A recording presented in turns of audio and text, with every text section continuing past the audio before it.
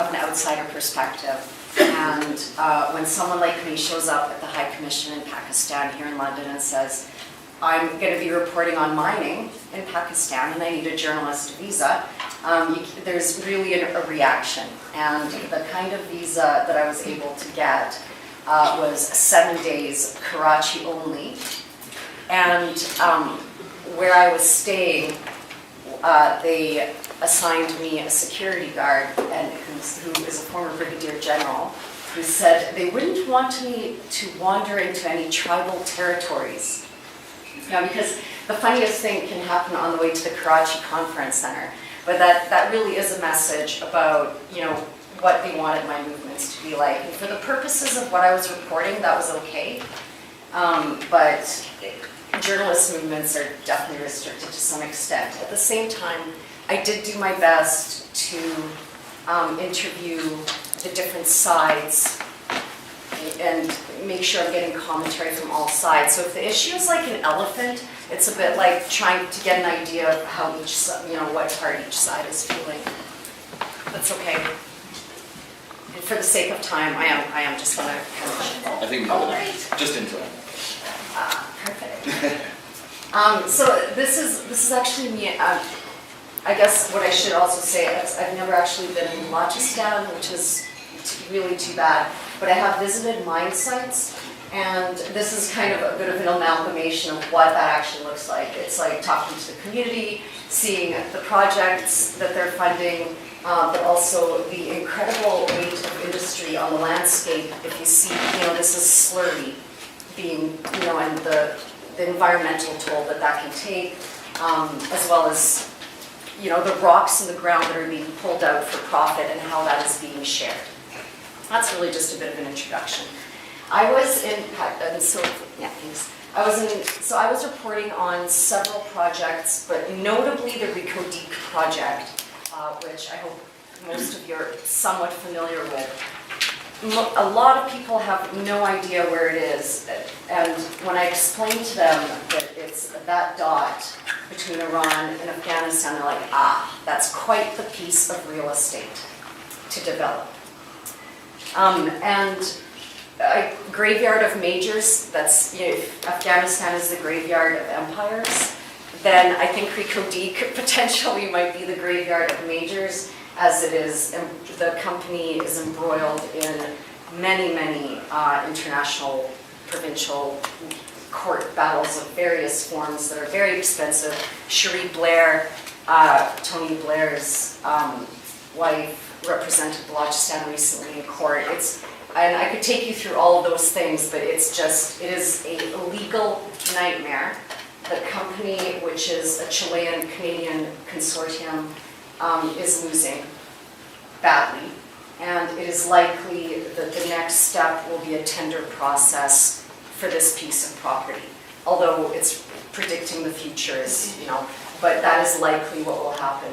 Also in the area is MCC, which is one of the largest state-backed Chinese firms developing Sindac, and they were renewed for their license, which ended in 2012. They were renewed earlier than it even expired for another 5 years. So just while we have one company being, clearly removed from the picture, we have another that is being treated as someone who can have a long-term vision to continue to develop the resource. I know this is really language heavy, but this just gives you an idea of, I'm generalizing a bit, which is always hard with this stuff, but this just gives you an idea of the stuff people tell me, right? From the international perspective, or the people that are going to invest and put money into projects in the hundreds of millions of dollars, they are worried that the project can just simply be taken from them after they have invested that money. And that really is what is happening with Recodeek for various reasons. Again, I'm not saying that's a good thing or a bad thing. That's not, this is observations and not necessarily endorsements or criticisms of anything. And then, for people who have a really national view, they're saying, if we can build an atom bomb, why can't we build a gold mine? And that's a very interesting argument, and it also brings me to the issue of nuclear tests, which were conducted in that very region, and to this day, obviously there's some feelings towards being selected for that, as well as certain unfortunate churning in the government as a result of people trying to stop that from happening. I might add that the first major company, BHP, signed the contract for developing it before the nuclear tests were conducted. And that's significant as well. And then we have someone from the provincial government who basically said that, there is employment, and there was clearly some support from the community for this project. There is, we see it happening, English language training, and there is the level of employment, and they should just be allowed to continue. And this is not political, but bureaucratic in nature. Whatever someone might think about that. That's just what was said to me. I think it is naive to think that anything being developed for money in that area is not, to some degree, political. And then we sort of come to, really this comes from Noordine himself, which is foreign companies should stay out until it's no longer a conflict zone, because they are in some ways funding activities, they are taking our own resources to then fund activities that suppress us. And that is grotesque. So, and that really, and even if there is community support, that is very short-term in nature and is not thinking in the longer term, right? So that just gives you an idea of what the different sides tell me, and what I'm kind of reporting out there. Is there anything I missed? Nope, I just go to the slide, thanks. So then, now, Ricochet is really not the big issue, but it does give you an idea. It's like a small example of the much larger picture. And the truth is, in the middle of an energy crisis, it's really oil, gas, because Pakistan is in an energy crisis, and those particular commodities become increasingly important. And so these are, as far as I can tell, these are really some of the major issues going on in there, which is really with Chamolang coal is one of them. And last year there were roadblocks, because people feel that the agreement that was made wasn't made with the right representatives of the region. You need to understand, though, how incredibly difficult it is for an international investor to understand who it is exactly that they're supposed to speak with. You have mining legislation. You have the paperwork that you are supposed to fill out in order to give you rights to develop a property. But an international investor, it's very difficult for them to understand who it is that they're supposed to really negotiate with, and who potentially just might be trying to hone in on the deal. And I'm not just, that is a perspective that is out there, and it can be incredibly difficult to distinguish, which is why Indigenous land rights and making sure that people who have traditional claims to land have all of that on paper is very important to the mining industry right now. I might add, in preparing for this presentation, I realized I needed to update myself on what is happening with some of these projects. And if you Google Chamolang coal, and I recommend it, it says, I think the Pakistani Army's gift to the nation.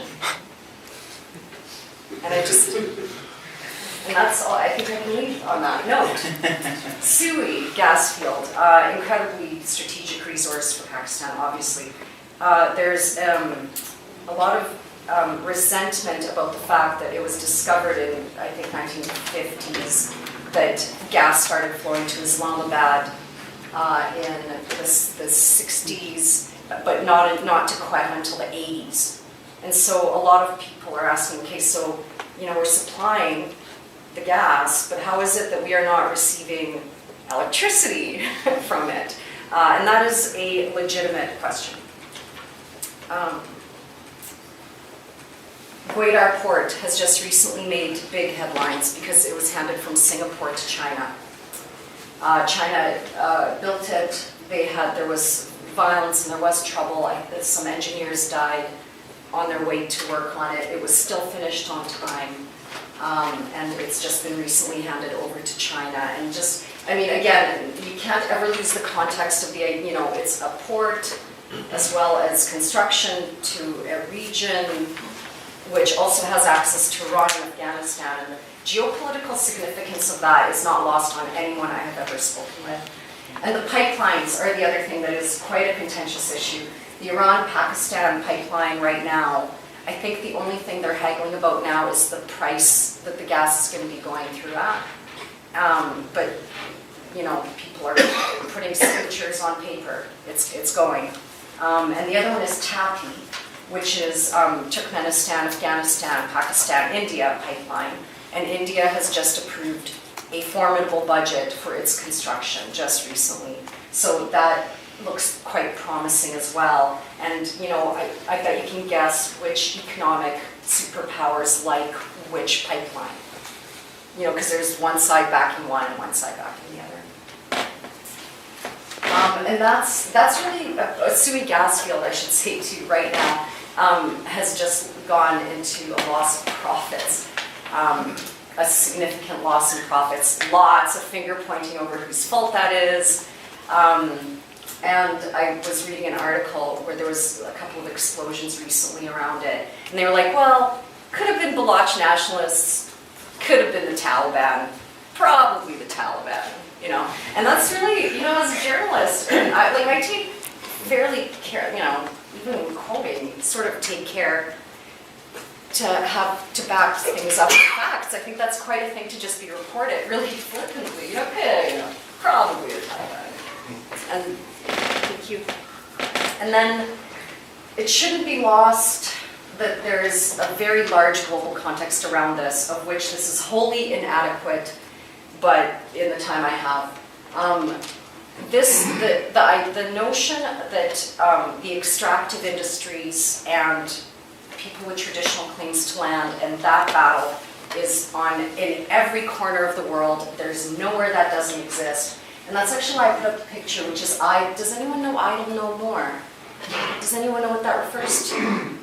It was Chief Teresa Spence, who is pictured there, is in a community in Northern Ontario, and she started a hunger strike, making some demands to speak with the Prime Minister, and with varying degrees of success with how it went. However, she did spur a rather large movement, and this is Canada.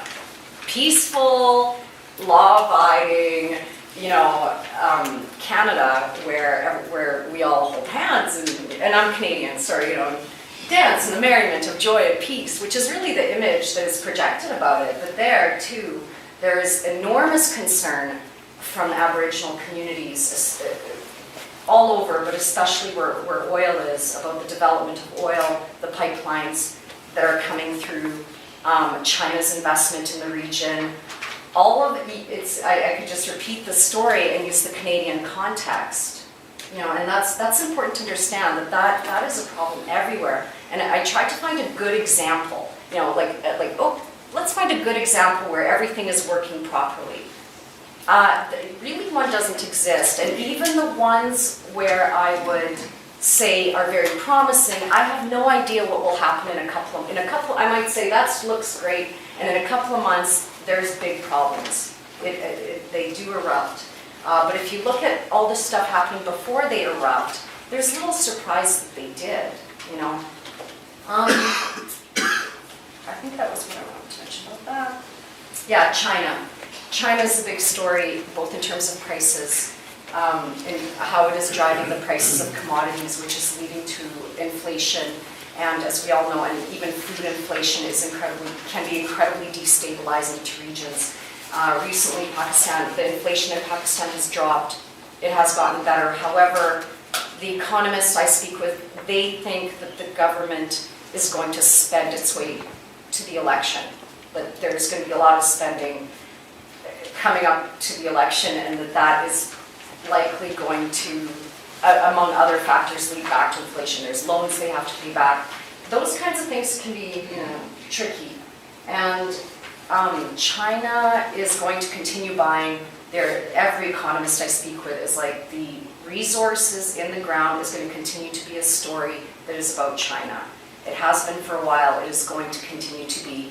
They are what we call vertically integrated, meaning the kind of deals they make for development are very much, we want to control the resource, like we want iron ore for our steel mills, and we want to be able to control the costs all the way down. The one thing I will say though, and this needs to be kept in the context of everything else people are talking about in China, is that they won't sell out a country or an investment just because something bad happens, whereas other shareholders do. So something like South Africa, something bad happens, people start selling shares. China doesn't do that. They stay committed to a project no matter what is happening. I would say there's more around that though. ASEAN is the Association of Southeast Asian Nations, and they are going to very likely to become a force to be reckoned with as an economic power as well, and that is significant because how many people want mobile phones? I have worked in villages with no running water, but everybody has a mobile phone. And that is metals and plastics, and someone's going to be making those things, much less all of the other products that a lot of these countries, which are starting to become increasingly urbanized and wealthy, they're going to want them. And that means the rocks from the ground have to come from somewhere. And that's going to come likely from the frontier jurisdictions because they sometimes called riskier jurisdictions because they're really the ones with a very large amount of resources still to be developed that can interest the larger companies. And that really is, what I would like to leave with is maybe, the example of Kurdistan, which I know is a flawed, not a direct parallel, but there are some. And I talk to oil companies that say, they're developing in Kurdistan, and they say, we don't even talk to Baghdad. We talk to the Kurdistan regional government, and that is it. We don't discuss with Baghdad.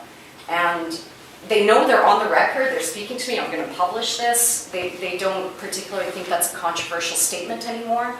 And so what I would say is, imagine if I said, we don't even talk to Islamabad.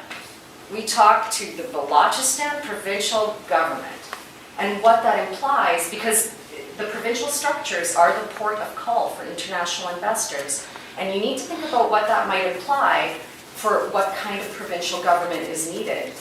And I think that's the thought I would leave with. Thank you. I hope I didn't go long.